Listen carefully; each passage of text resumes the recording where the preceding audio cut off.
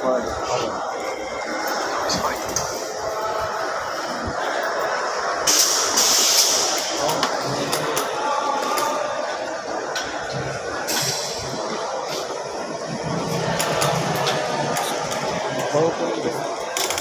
dito po sa KMK dito, sa ipas ang bigas po, yung kulang ang ating sa mga estudyante po namin na nag-train po dito, at tulad po nito, sa NC1 po natin na po tayo pinatawag na EMS. Express Maintenance Service. During 10,000 kilometers po na nabihingin natin, nagkakaroon ng pumunta po tayo na tinatawag natin. Sa bigas po, kapag nagdala kayo sa walang hour lang, nalilinis na agad po yung unit natin. So, ganito po usually yung mga ginagawa natin. Nagkakaroon po tayo ng tatlong technician para gumawa po dun sa isang unit natin. So, dito, meron kanya-kanya po sinusunod ko na kung mas mabilis yung procedure na gagawin natin. Same as po natin. So, meron po nagkakalas ng gulong sa harap, para sa likod. And then, para mas mabilis po. So, gagawa po nila yan within 1 hour lang. Minsan nga po ay hindi po maabot ng 1 hour, matapos na po nila yun.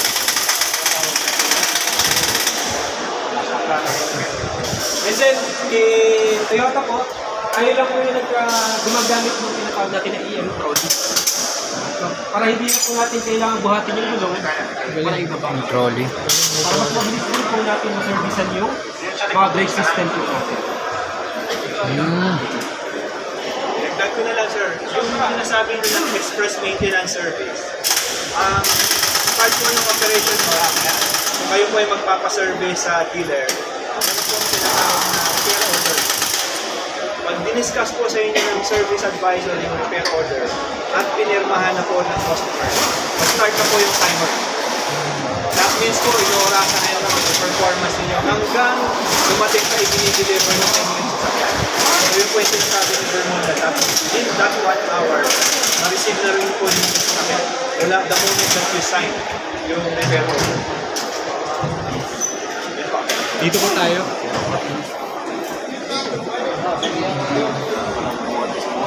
So, syempre po, dito sa mga training po natin, nagkakaroon po tayo ng mga tools na gagamitin natin dun sa mga training po natin. So, basically po, si Toyota, meron po mga SST tools o yung special service tools na ginagamit. So, ibig sabihin po, hindi yan nabibili basta-basta po sa labas. Meron lang po talaga si Toyota na para kay Toyota lang po. So, kay Tulong po, available po lahat ng mga ginagamit namin na tools para po during ng activity po ng mga bata, ng mga estudyante po, nakukonduct natin ng tama yung ating mga trabaho, yung service po natin. And then, syempre po, kay Toyota po, meron tayong tinatawag na SOP, o Standard Operating Procedure. So, doon sa Standard Operating Procedure po, syempre, kailangan natin gamitan ng mga special service tools para mas mabilis po yung paggagawa natin o pag-service natin dito sa isang vehicle. So, kompleto na po yan. Simula po sa express maintenance hanggang po doon tinatawag namin na general job. Yung mga general job po naman natin, yung mga pagkakonduct na po natin ng mga overhauling, yung mga drivetrain o differential overhauling, transmission overhauling, yan. And then yung mga electrical services po natin.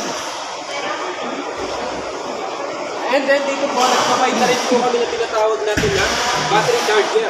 Kasi po, kalimitan na nagiging problem natin kapag yung ano natin, tumatagal yung battery na di-discharge o na wawala na po yung battery health niya, bumababa.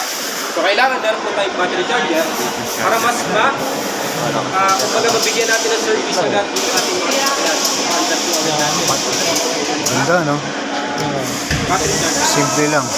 And then, napapansin nyo po, dadabay po natin, meron na po tayo na oil bucket. Kasi po, ang pinaka-standard na ginawa mo po natin dito sa ating bay, kung magkakandak tayo ng tinatawag natin na dapat ay meron na po siya ready na agad. Kasi para yung babalik ko, kapag na po, kukuha ka pa sa loob, lahat po tayo tinatawag na agad. Sa ating waste of time. Kumbaga sayang ng oras. Para hindi masayang ng oras, nilalagay Ganda, no? para mas mabilis yung Charger nila. nakaproceed na talaga. And then may mga po lahat ng mga vehicle po natin yun, training vehicle po natin yun. And then meron rin po tayo mga simulator na nasa mga base. Usually ito po yung mga ginagamit natin sa training po ng mga estudyante natin. Galing po sa Japan yan. Galing Japan. Ah, galing Japan. Tulad po nung NOF. Ayan, picture ako sa Naka-video naman.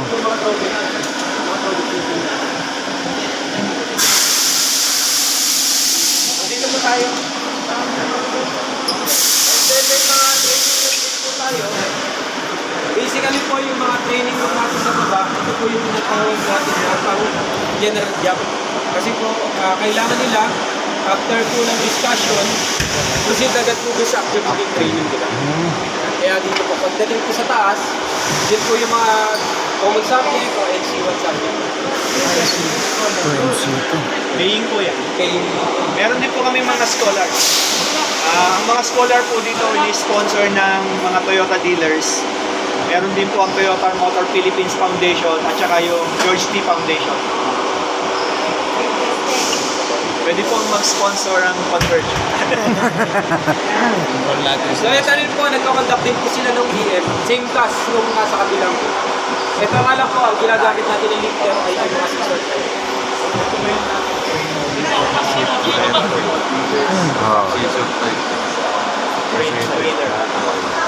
Pag in-enroll natin sila Hindi po, bali yung mga technician po na galing ng dealer, pinapadala sa Toyota, doon po sa aming training department.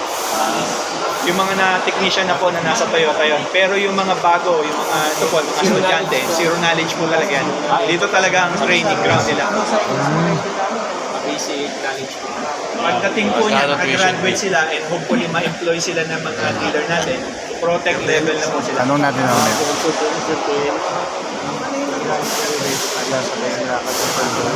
Mukhang gago. Gago, brad ah.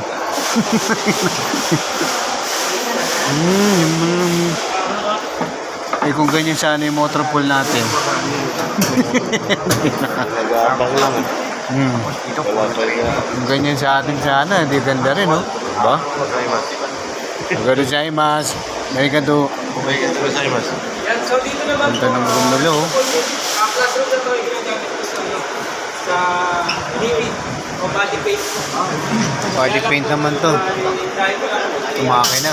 DP, ginamit po na po namin siya sa C1 training ng aming po. So, PMS na po.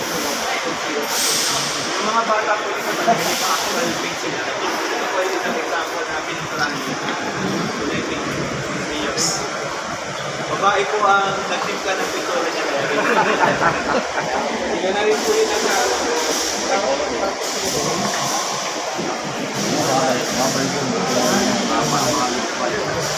Ito, body painting. Eh, ano, body ano. Auto body painting nga. Lawak kung siyempre po sa mga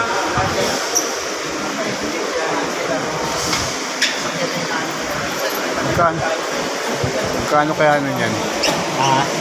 Tuition kaya dito. siyempre po sa mga paint natin, so kailangan din natin Bawat yung tawag na department, no? painting remix. So, katulad po noon, yung kulay pink po na, no, dito na po natin pinipis. Sila na yung nag-remix partner. Kung ano yung gusto yung kulay. Pero siyempre yung mga unit natin ito, meron po talaga yung ano, may scope po yung ating gusto na ginagawa. Hindi pa PIN number, makikita po natin. Magkano kaya tuition fee dito, no? Bawat course, no? Meron po tayong training Sabado, isang buwan na Oo. training po. 2 months na na. Oh, pwede ka na i-deploy sa ano, Toyota. Pero dumadaan po yun. Bago sila mag-construct Oo. yan para sa yung pilay po natin yan para po pag nag-spray tayo, hindi yan ang tawag natin. Di ba po, usually ito pag katulad dito karoon na lang yung medyo malaki. Pag may yung pilay po tayo, hindi ka karoon na sila. Katulad ng ibang Kaya iwasan po yung mga Pero din po kaya meron init tayo ng tinatawag na cane boost. Kasi ito po yung mga preparation na ginagamit. Ito po mga Top coating. yan po yung preparation na ginagawa nila. Tuturuan naman yung mga bata yung basic types of this solid and wet micrometallic. Ano po yung mga actual oil na magamit.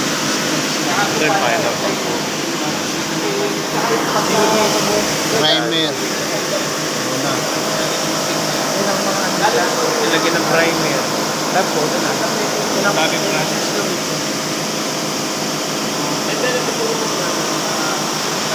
ganyan, no? Practice lang. Kunyari. Oh, hindi naman to. Damage. Kunyari. Buta lang kayo, mapaka mo sa pare. Baka naman sila sa pare. Ano? Huwag mo nang dikit ng dikit.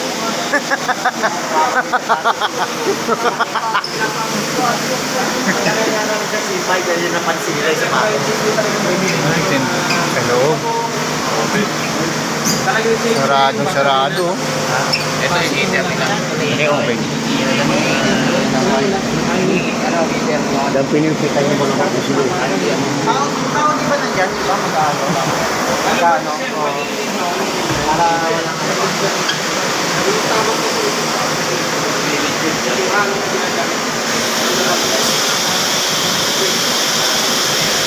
walang kailangan i-tit, may ganyan lang. Nakita mo? Kailangan i-tit.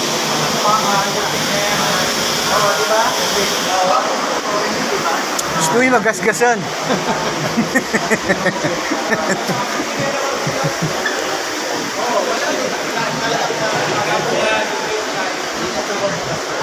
Diyan tayo galing. Kateria.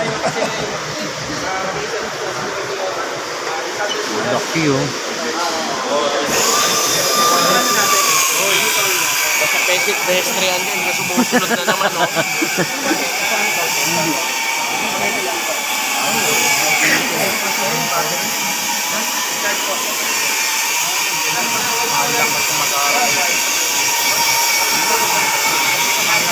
Magkano